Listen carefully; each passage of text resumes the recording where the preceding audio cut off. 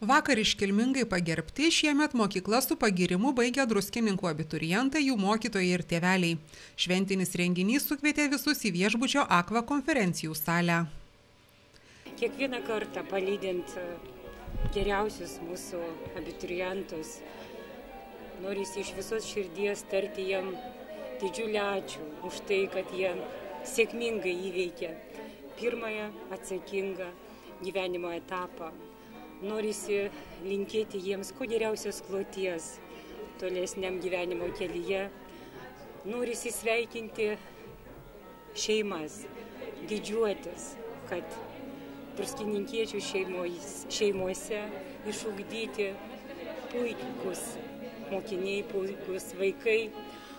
Norisi dėkoti mokytojams už jų darbą, už jų triūsą, už jų pastangas. Ir šie metai ypatingi tuo, kad mes niekada neturėjom tiek daug gerai baigusių mokinių, abiturientų, jų net 28 pagal brandos egzaminus. Pirmą kartą savivaldybė ko gero patenka į 5 geriausiai besimokančių abiturientų, išlaikusių egzaminus. Tai yra, manau, labai didžiulis triūsas darbas, kaip ir pačių mokinių, abiturientų, pagalba tėvų ir aišku mokytojų ir mokyklos viso personalo, mokyklų komandų.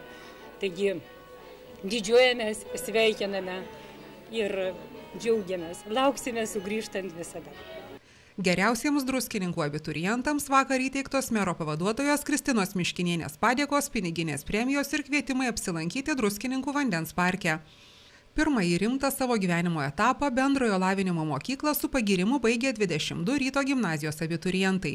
Ieva Barniškytė, Agnė Lukoševičiūtė, Roberta Naujelytė, Regina Sabonytė, Agnė Saikauskaitė, Aurelija Valukonytė, Viktorija Žemaitytė, Aurelija Maknytė, Karolina Sargelytė, Valdonė Svirskaitė, Ieva Badauskaitė, Eglė Buchaitė, Paulius Cerebiejus, Andrius Ivanavičius, Eglė Pugačiauskaitė, Vytautė Vailionytė, Agnė Vilkaitė, Edita Tiurninaitė, Evalda Šerkšnas, Augusta Sofija Rudzikaitė, Ieva Vosiliūtė ir Edvinas Balionis. Su pagyrimu baigė ir 6 atgimimo vidurinės mokyklos abiturientės – Saulė Kuzminskaitė, Viltė Ambrazaitytė, Skaistė Lukšytė, Živilė Mackevičiūtė, Donata Gajauskaitė ir Žavinta Šumkauskaitė. Aukščiausius visų 3 laikytų valstybinių brandos egzaminų įvertinimų 100 balų gavo gimnazijos abiturientai Paulius Cerebiejus ir Andrius Ivanavičius. Vakarykščiame renginyje pagerbti Ryto gimnazijos auklėtiniai Paulius Aleksandravičius, Rūta Viselgaitė, Gabrielė Verbickaitė ir Rūta Hotenaitė, bei atgimimo vidurinės mokyklos abiturientė Jolanta Marcinonytė, gavę 100 balų įvertinimą, bet baigė mokyklą be pagyrimo. Vakar pagerbti abiturientai džiaugiasi jiems parodytų savivaldybės vadovų dėmesiu. Aš manau, kad jaunam žmogui visų pirma tai yra labai didelis paskatinimas ir tiesiog, kad eitų toliau link savo tikslo, kad nebijotų jo siekti. Nes visuomet yra, kaip jau sakiau, maloniau dirbti ir žinant, kad gali būti įvertintas ir tiesiog maloniau siekti savo tikslo. Šiandien daug mokytojų ir kalbėjusių labai tikėjosi, kad jauni žmonės liks Lietuvoje ir galbūt net sugrįš į Druskininkus. Kokie tavo pačios yra ateities planai? Kadangi ketinu studijuoti kažką su lietuvių filologija, tai irgi tikrai liksiu Lietuvoje, nes manau, kad Lietuvai reikia tiesiog tų žmonių, kurie mano, kad gali dirbti jos ateičiai.